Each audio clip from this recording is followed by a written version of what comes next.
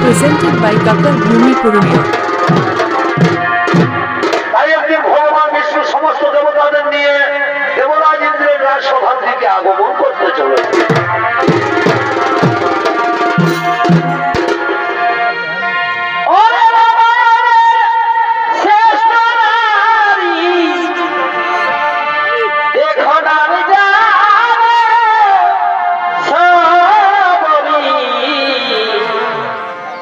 পূর্বজন্মের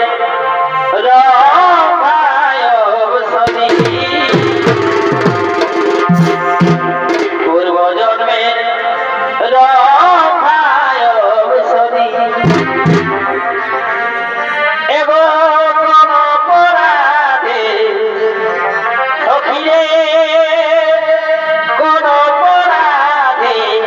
Presented by Kakar Bhumi Purulia.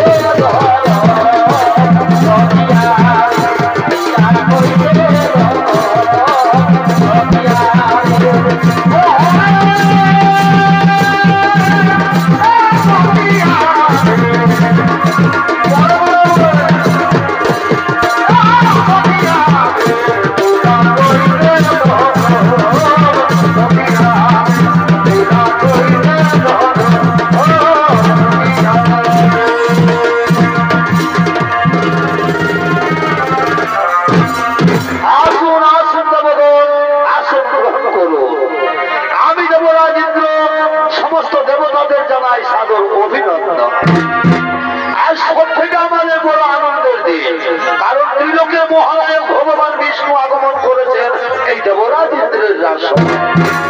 প্রভু নারায়ণ, এই দেবরাজ ইন্দ্রের প্রণাম গ্রহণ করুন ভগবান, দেবরাজ ইন্দ্রের প্রণাম গ্রহণ করুন। আয়ুষ্মান হব। এটি ইন্দ্র, তুমি সমস্ত দেবতাদের রাজা হয়ে আজ তোমার স্বর্গরাজ্য নীরব নিথর করবে না। না প্রভু, আমার স্বর্গরাজ্য আর নীরব নিথর থাকবে না, কারণ কর্তার ইচ্ছা না হলে তো কর্ম হয় না প্রভু। আমি এক্ষুনি সমস্ত অপরাধের ডেকে নানা রকম নৃত্য গীতের আয়োজন করবো।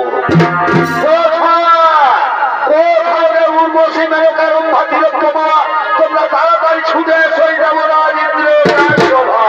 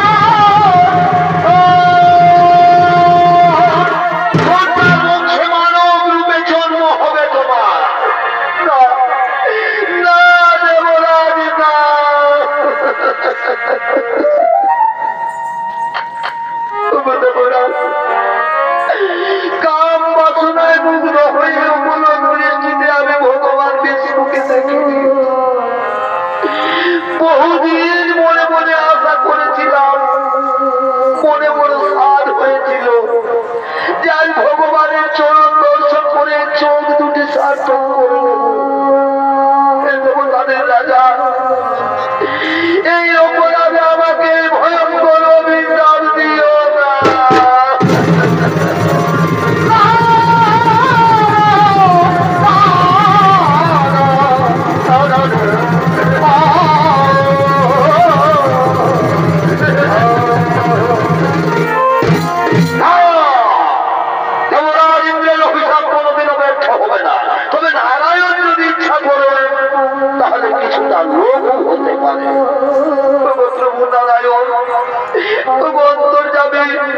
তুমি তো অন্তরের কথা সবই জানো ঠাকুর। তোমার চরণ দর্শন করে যদি চন্ডাল মুক্তে জন্ম নিতে হয় তাতেও আমার কোনো দুঃখ নেই, এ দেবতাদের রাজা। কিন্তু তোমার চরণ ছেড়ে যে আমি থাকতে পারি না প্রভু, তোমার চরণ ছাড়া যে আমি থাকতে পারি না।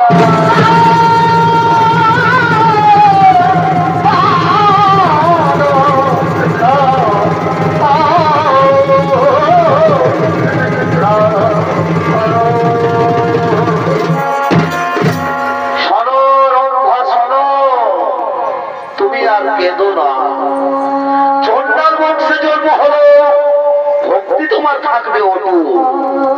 ত্রেতা যুগে আমি জন্ম নেব মানবের ঘরে, অযোধ্যার মহারাজ দশরথের জ্যেষ্ঠ পুত্র শ্রী রামচন্দ্র রূপে। আর তুমি জন্ম নেবে পঞ্চবটির মনে হীরা চন্দ্রালের স্ত্রী মোহিনী গর্ভে। নাম হবে তোমার সবরী, তুমি হবে আমার পরম ভক্ত। তাই ভক্ত রূপে দেখা হবে তোমার আমার। তারপর তুমি উদ্ধার হয়ে পুনরায় ফিরে আসবে এই স্বর্গলোকে। শোনো শোনো সমস্ত দেবগণ, চিন্তার নাহিব কারণ। চলো নিদান নিদানের সবে করো আগমন।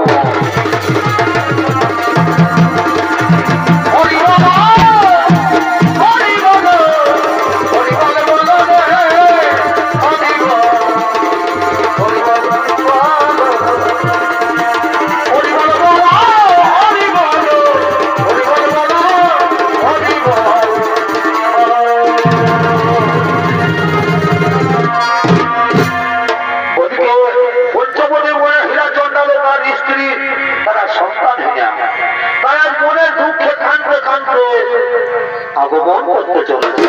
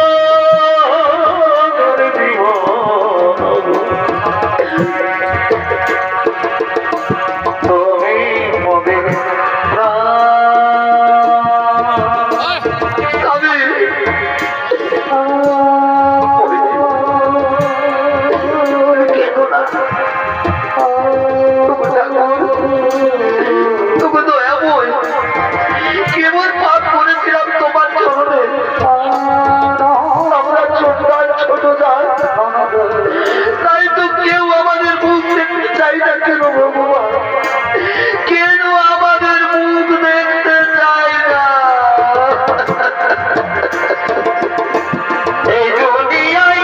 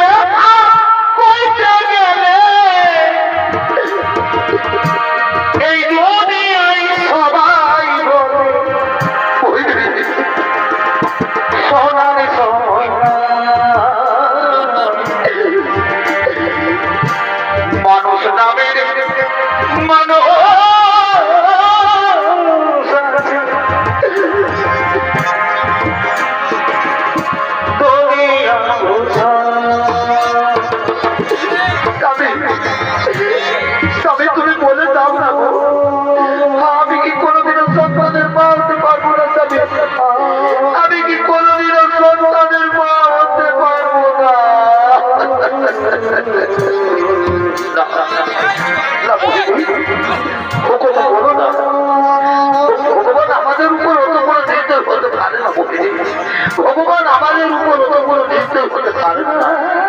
দেখবে মোহিনী, একদিন না একদিন নিশ্চয়ই তুমি সন্তানের মা হবে মোহিনী, একদিন না একদিন নিশ্চয়ই তুমি সন্তানের মা হবে। তাই যেন হইতামি, তাই যেন হইব, তাই যেন হইব। আচ্ছা মোহিনী, তুমি এক কাজ করো তো, যাও যাও মোহিনী, তুমি তুমি নদীর ঘাট থেকে জল তুলে নিয়ে আসবে, আর আমি আমি ততক্ষণ ওই গ্রাম থেকে কিছু ভিক্ষা করে নিয়ে আসবো, কেমন? ঠিক আছে তবে তুমি যাও, তাড়াতাড়ি ভিক্ষা করে নিয়ে আসবে, আর আমি ওই নদীর ঘাট থেকে জল নিয়ে আসবো। তাই চলো, তাই মোহিনী, আমি আসছি মোহিনী। মোহিনী, তুমি তাড়াতাড়ি ভিক্ষা করে ফিরে আসবে। আমি ওই পুকুর থেকে স্নান করে জল নিয়ে আসি। আমি এক্ষুনি আসছি মোহিনী, আমি এক্ষুনি আসছি।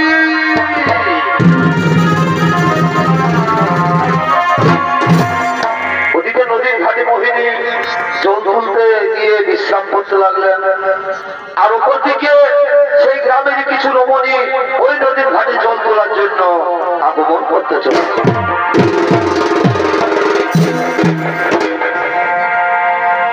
এগো নদী পারে বিহাভে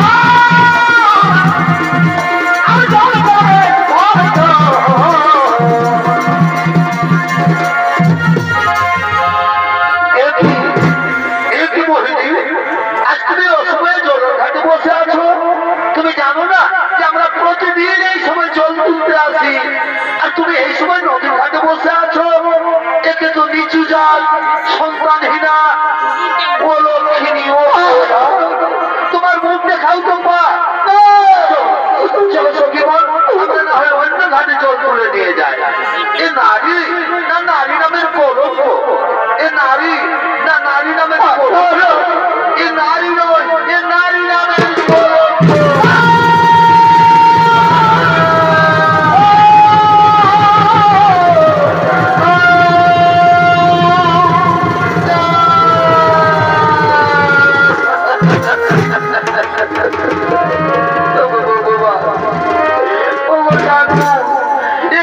শোনার আগে আমার মৃত্যু হলো না কেন?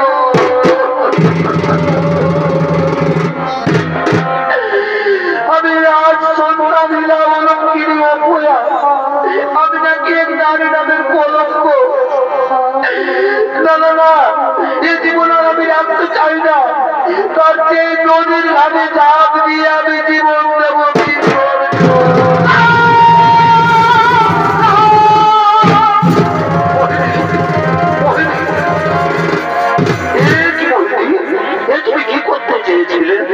তুমি জানো না, তুমি জানো না যে আত্মহত্যা মহাপাপ। মোহিনী তুমি আর কেঁদো না, তুমি কেঁদো না।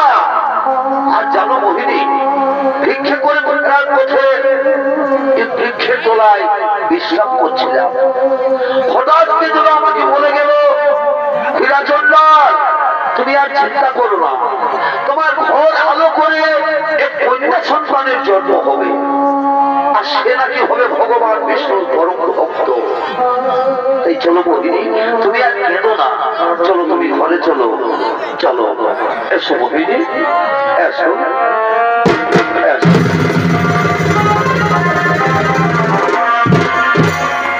ওদিকে স্বর্গরাজ্যের সমস্ত দেবগণ মর্ত্যলোকের দিকে আগমন করতে চলেছে।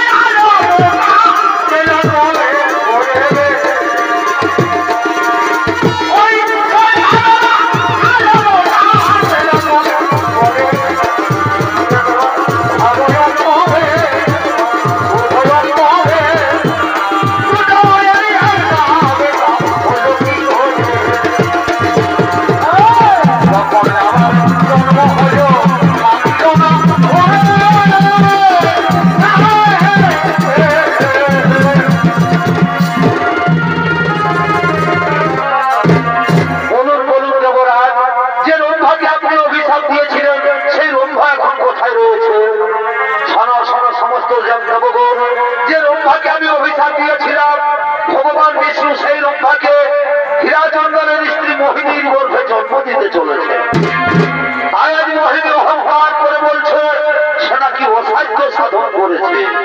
তাই ভগবান বিষ্ণু দৈত্যহারী নারায়ণ মোহিনীর দৈত্য চূর্ণ করার জন্য মর্ত্যলোকে করেছেন আগমন। তাই চলো দেবগণ আমরাও সকলে মর্ত্যলোকে করিব আগমন।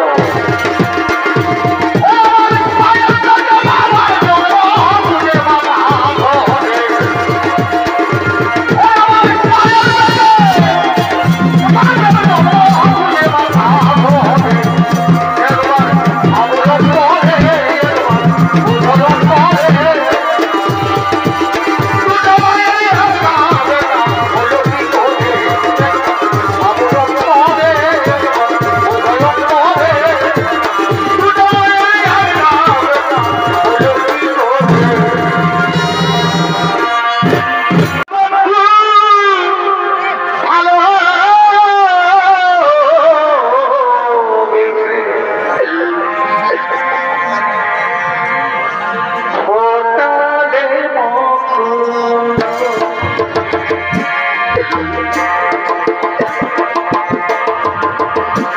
জীবনটা জানি ব্যথায় ভরা।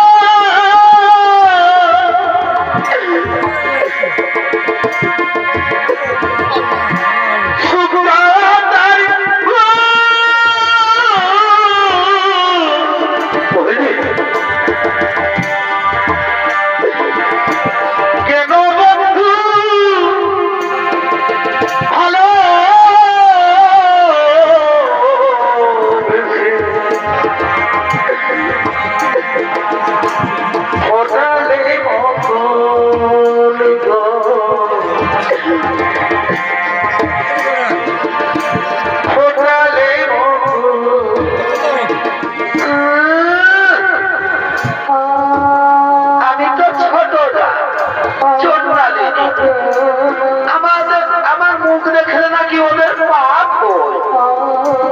হলো ভদ্রলোকের বউরা।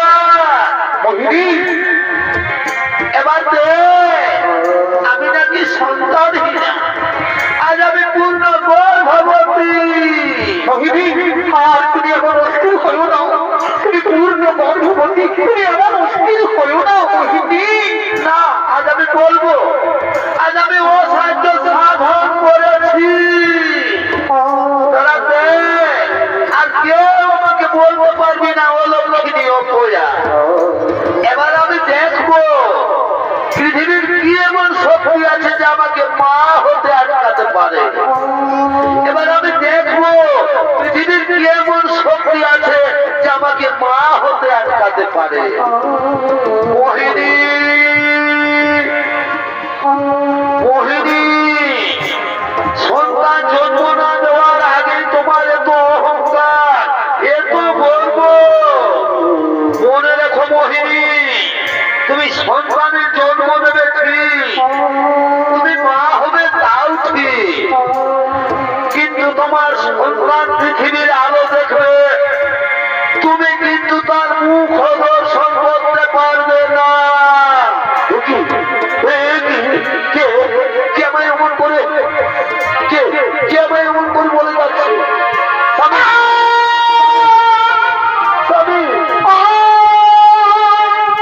আমার সন্তানের জন্ম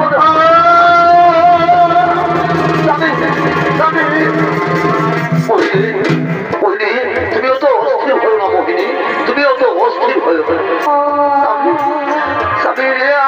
আমার শরীরটা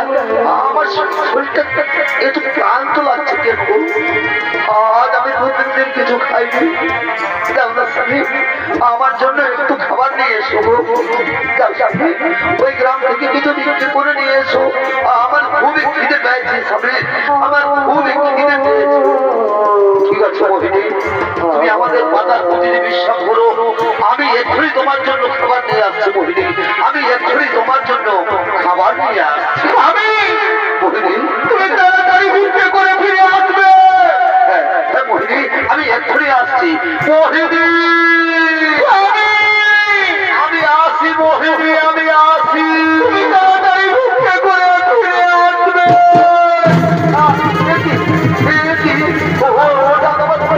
এমন ভাবে চেষ্টা করছো কেন? স্বামী, স্বামী, আমার করে যাইও না। আমার হচ্ছে গল্প যন্ত্রণা হচ্ছে কেন? ভগবান, ঠাকুর, আমি যার গল্প যন্ত্রণা সহ্য করতে পারছি না। ঠাকুর, আমি যার গল্প যন্ত্রণা সহ্য করতে পারছি না। ভগবান, আমার গল্পের সন্তানকে রয়েছে।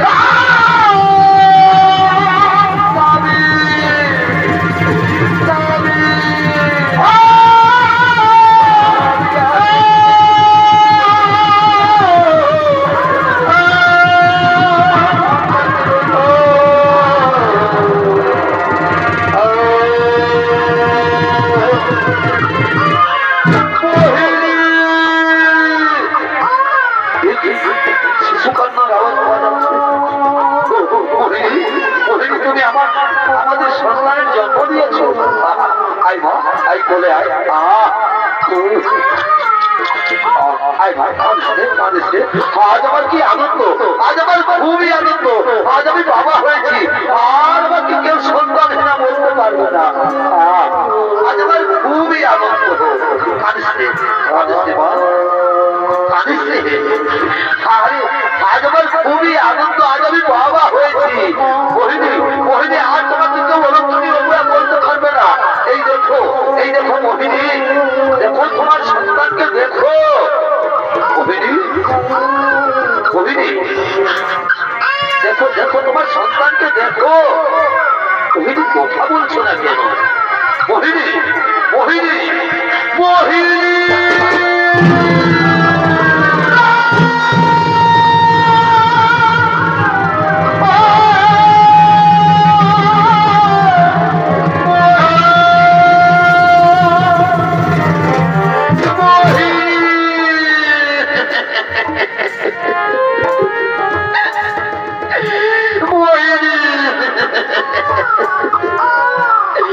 তুমি আমাকে খাবার আনতে পাঠিয়ে এইরকম ভাবে তুমি আমাকে ছেড়ে চলে যেতে পারো না মোহিনী, তুমি আমাকে ছেড়ে চলে যেতে পারো না।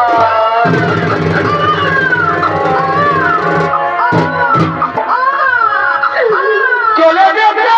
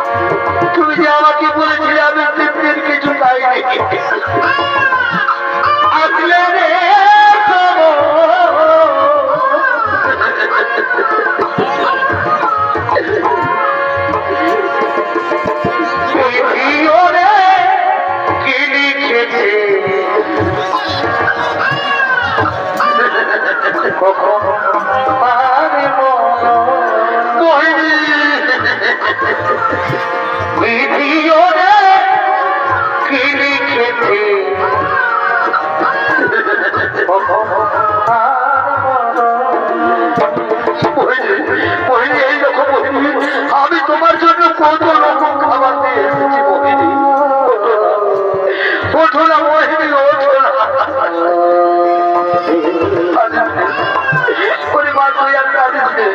তোর মা তোকে ছেড়ে চলে গেছে, কিন্তু আমি তোকে কোনোদিনও ছেড়ে যাব না, আমি তোকে কোনোদিনও ছেড়ে যাব না।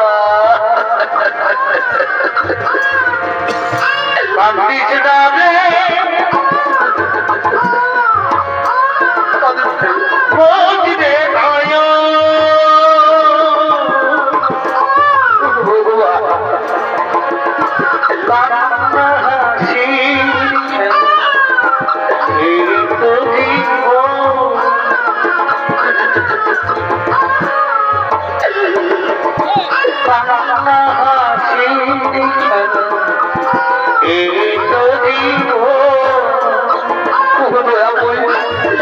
চন্দ্রাল মুখে চন্দ্র দিয়েছ,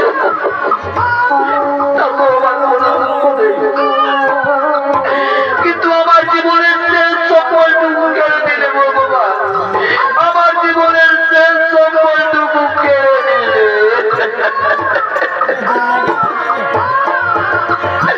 মনে পাখি না আশায়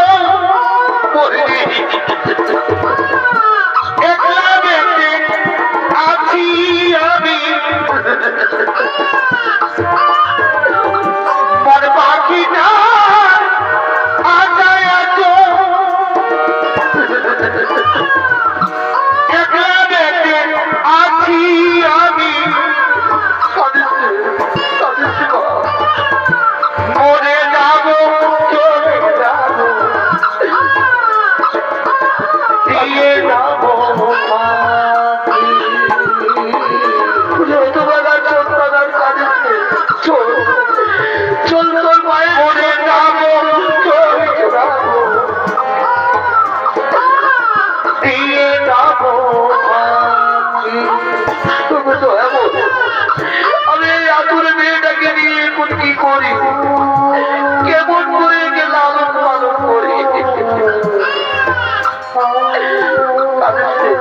কাঁদিসে মা, চল চল, তোর মায়ের শোধ কাটের ব্যবস্থা করি, চল কাঁদিসে। মোর পাখিটার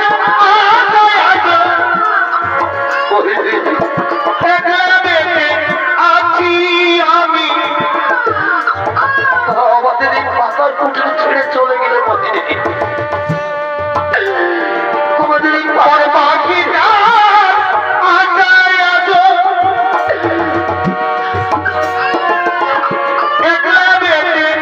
আছি আমি, মরে যাব চলে যাব, দিয়ে যাব পাখি,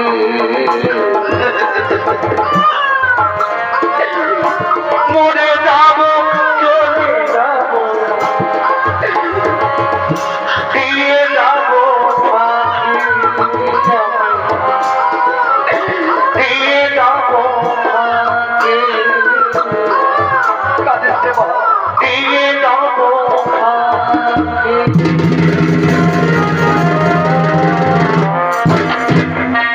ওদিকে হীরা চন্ডাল তার স্ত্রীর সৎকার্য শেষ করে তার কন্যা সন্তানের নাম রাখলেন সবরী।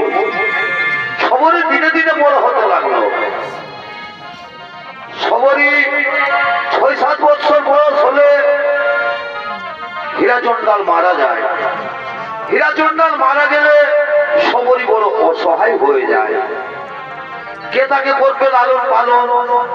কিন্তু সবরী রাত্রি অন্ধকারে চুপি চুপি মুনি ঋষিদের আশ্রমের উচ্ছিষ্ট খেয়ে বড় হতে লাগলো। তাই একদিন কিন্তু সবরীর মনে অটুট ভক্তি, তার মুনি ঋষি সাধুগণদের সেবা করার।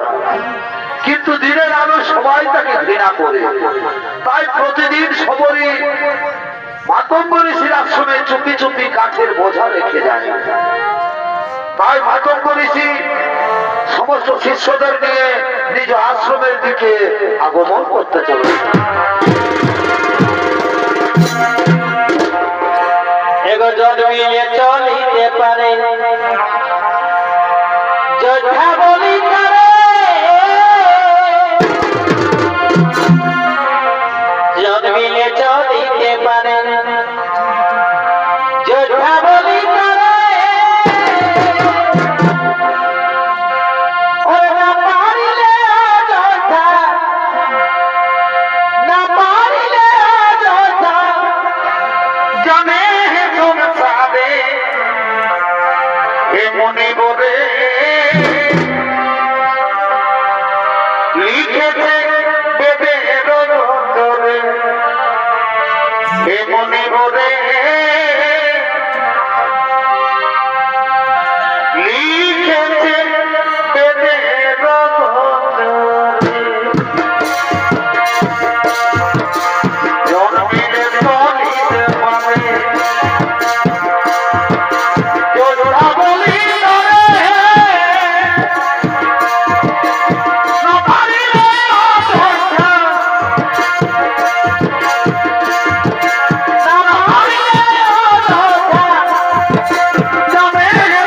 হে মনে করে লিখেছে বেদের রচরে, হে মনে করে লিখেছে বেদের রচরে। এ হলো সেই মাতঙ্গ ঋষি। আজ করে অরণ্যে তার শিষ্যদের নিয়ে নিজ আশ্রমে আনন্দে আগমন করেছে। জন্মিলে চলিতে পারে, যোদ্ধা বলি করে, না পারিলে অযোদ্ধা, না পারিলে অযোদ্ধা, জানে সংসারে এমনি বলে লিখেছে বেদের রচরে, এমনি বলে লিখেছে বেদের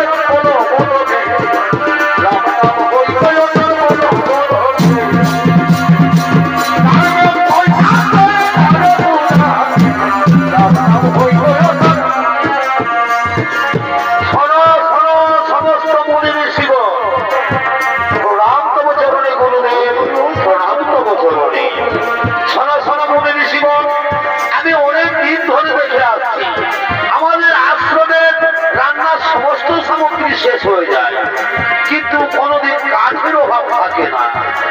আমার মনে হয় কেউ যেন এই আশ্রমে চুপি চুপি কাঠের বোঝা রেখে যায়।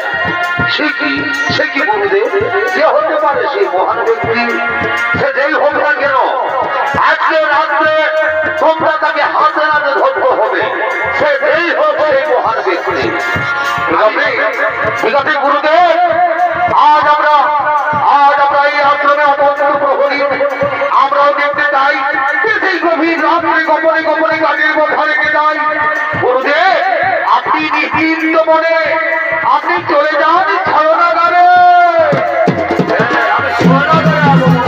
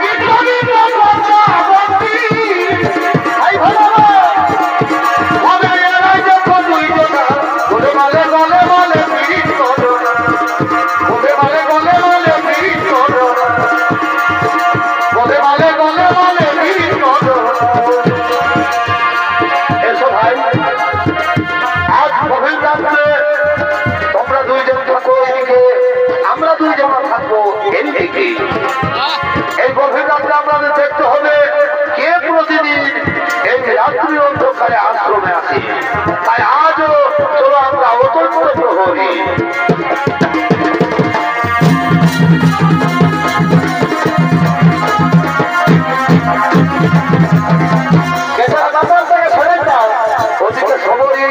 প্রতিদিনের নয়, আজও গভীর রাত্রে কাঠের বোঝা নিয়ে মাটুম্ব ঋষির আশ্রমে ফিরে আগমন করতে হবে।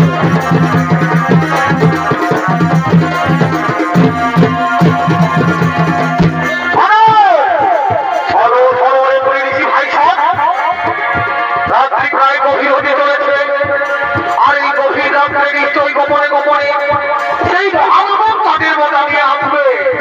তাই আমরা অত্যন্ত প্রহরী, তোমরা দুইজন থাকবে আমাদের আশ্রমের মুখ্য দ্বারে, আমরা থাকবো এদিকে। আর ওদিকে সেই গভীর রাত্রে গোপনে গোপনে সেই বিরাট চন্দ্রালের মেয়ে সমরী গোপনে গোপনে গভীর রাত্রে কাঠের বোঝা নিয়ে মাতঙ্গ ঋষির আশ্রমে প্রবেশ করেছে।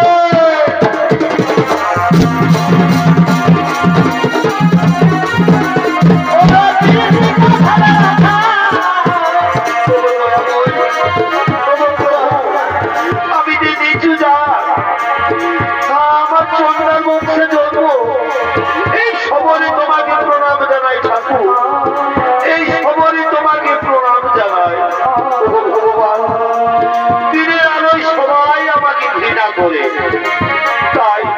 তাই আমি রাত্রির অন্ধকারে মাতঙ্গ ঋষির আশ্রমে চুপি চুপি কাঠের বোঝা রেখে যাই।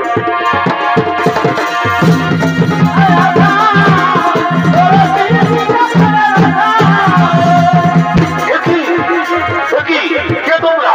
এই রাত্রির অন্ধকারে তোমরা কে? আমরা হলাম সেই মাতঙ্গ ঋষির শিষ্য। কিন্তু তুমি তো সেই সমরী না? ও তাহলে তুমি সেই বিরাট চন্দ্রালের মেয়ে সমরী। ও তাহলে তুমি গোপনে গোপনে প্রবেশ করে আমাদের এই পরিবেশীদের জন্য কাঠ এনে রেখে দাও কেন? মনিবর, কি এমন অপরাধ করেছি আমি? কি অপরাধ করেছো? কি অপরাধ করেছো তুমি? তুমি বিরাট চন্দ্রালের মেয়ে ছোট জাত, আর তুমি ছোট জাত হয়ে এই পরিবেশীদের আশ্রমে প্রবেশ করেছো, এটাই তোমার সব থেকে বড় অপরাধ। না মনিবর, আমাকে ক্ষমা করে দিন, আমি আর কোনোদিনও আসবো না। কোনোদিনও আসবে না? ওই ছোট জাত, তুই ছোট জাত হয়ে গোপনে গোপনে এই পরিবেশীদের আশ্রমে কাঠ রেখেছিস, আর তোর আমাদের রান্না হয় এই পরিবেশীদের খাবার। পরিবেশী ভাই সাহেব, এই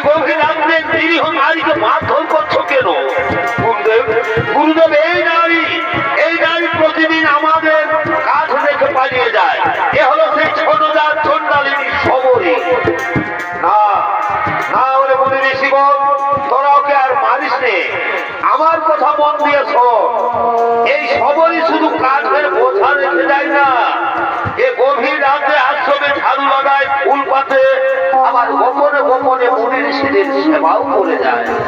গুরুদেব, গুরুদেব আমাদের ভুল হয়ে গেছে, গুরুদেব আমাদের ক্ষমা করে দিন, গুরুদেব আমাদের ক্ষমা করে দিন। সবরী, সবরী, আজ আমি বড় আনন্দ পেয়েছি মা, কারণ মুচি হয়ে সুচি হই যদি কৃষ্ণ পূজে, আর সুচি হয়ে মুচি হই যদি কৃষ্ণ তোজে। তুমি ছোট জাত হলো, তোমার ভক্তি অদ্ভুত, তাই আজ আমি তোমাকে এই আশ্রমের সমস্ত দায় দায়িত্ব দিয়ে দেব। আইবা চল, আজ আমি তোকে গুরু দীক্ষায় দীক্ষিত করবো। এই সবরীকে নিয়ে চলো আমার আশ্রমে। একদিন না, এই সবরী সাধারণ নারী নয়, দেখবে সবরী একদিন না একদিন তুমি ভগবান শ্রী রামচন্দ্রের দেখা পাবে।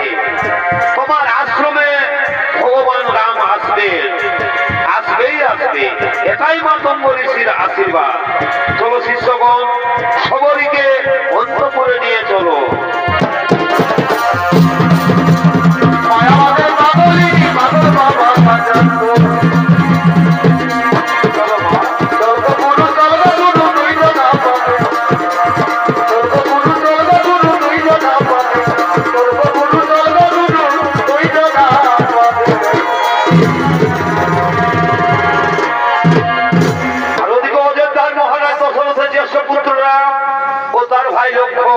তারা সীতা দেবীর অন্বেষণ করতে করতে পম্পা নদীর সরোবরের দিকে আগমন করতে চলে।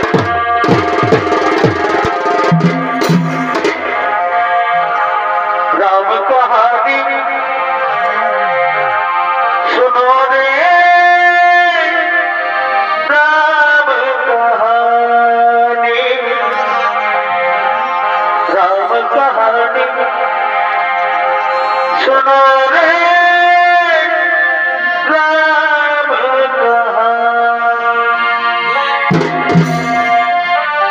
कहते सुनते आवे,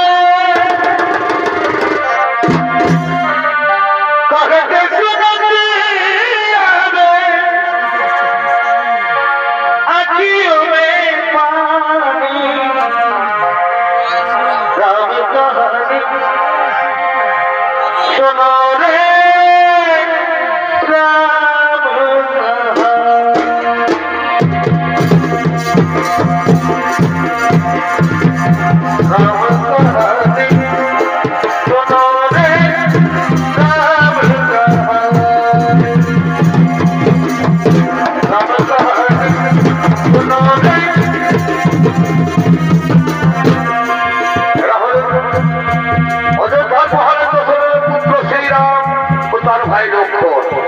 সীতা দেবীকে খুঁজতে খুঁজতে পম্পা সরোবরের দিকে আগমন করেছে।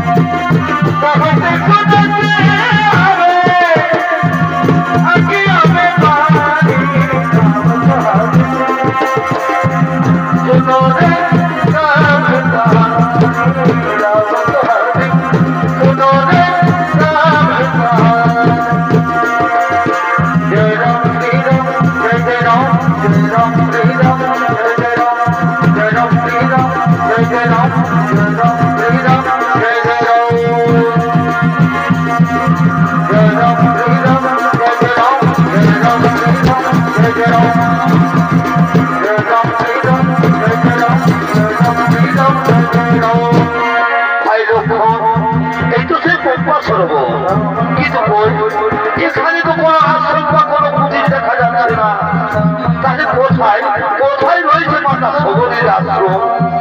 দাদা দাদা, ওই দেখো দাদা, ওই দূরে একটি পুঁজির দেখা যাচ্ছে। আমার মন বলছে নিশ্চয়ই ওটাই হতে পারে মাতা সবরীর আশ্রম। তাই চলো ভাই, তাই চলো ওই আশ্রমের দিকে আমরা যাই।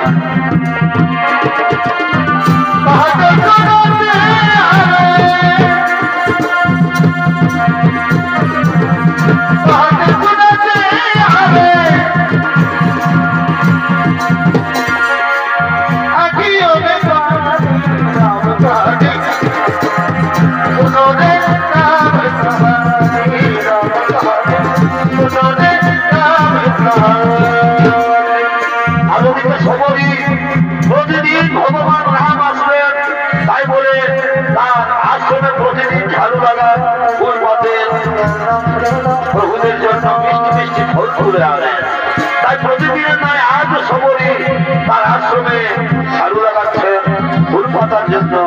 করছে বলেছেন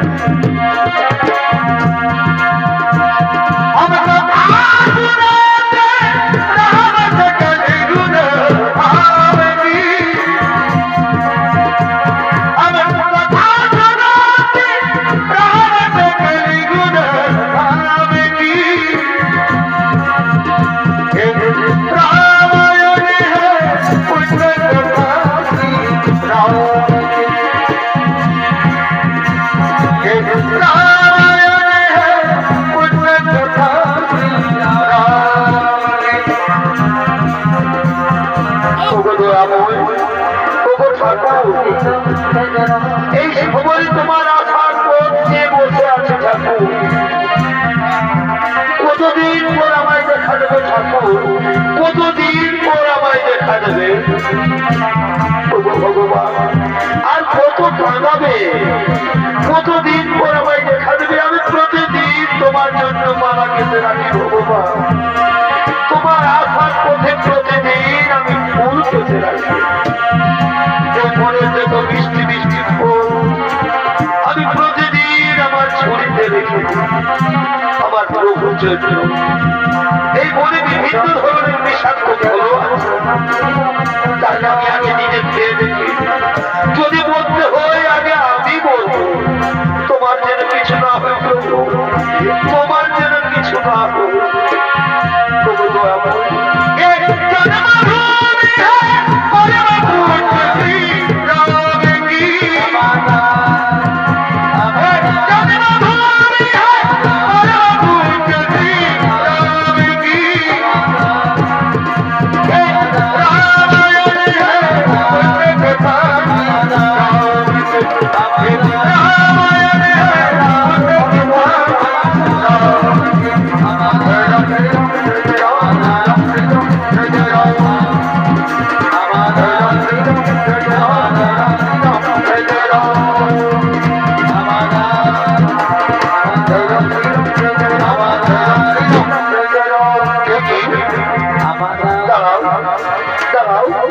আমার ফুল মারিয়ে দেবেন না কি আপনারা কাউকে খুঁজছেন আমরা মাতা সবরী খুঁজছি মাতা সবরী কি আপনারা পরিচয় দিন আমি হলাম অযোধ্যার মহারাজ দশরথের জ্যেষ্ঠ পুত্র শ্রীরাম আরে হলো আমার ভাই লক্ষ্মণ প্রভু শ্রীরাম লক্ষ্মণ প্রভু আমি তোমাদের এই জন্ম চোখে চিনতে পারিনি ঠাকুর আপনি আমাকে ক্ষমা করে দিন ঠাকুর আপনি আমাকে ক্ষমা করে দিন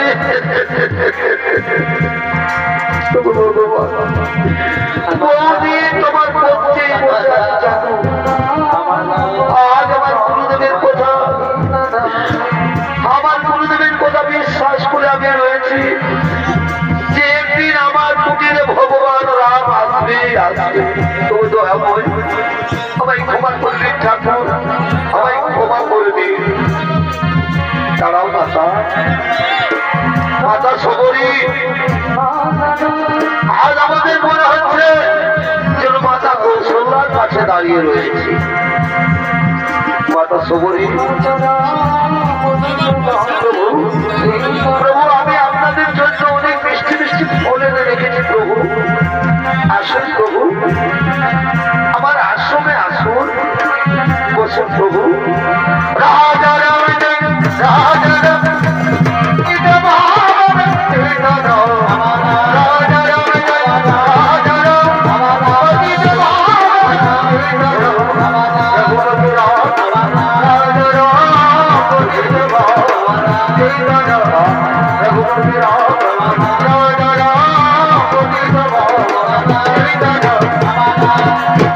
মাতা সবরী তাহলে আমাদের বিদায় দিন মাতা আমাদের বিদায় দিন প্রভু তার আগে তো আপনি আমাকে বিদায় দেবেন প্রভু তার আগে আপনি আমাকে বিদায় দিন রঘুপতি রাম রাজা রাম গোবিন্দ ভগবান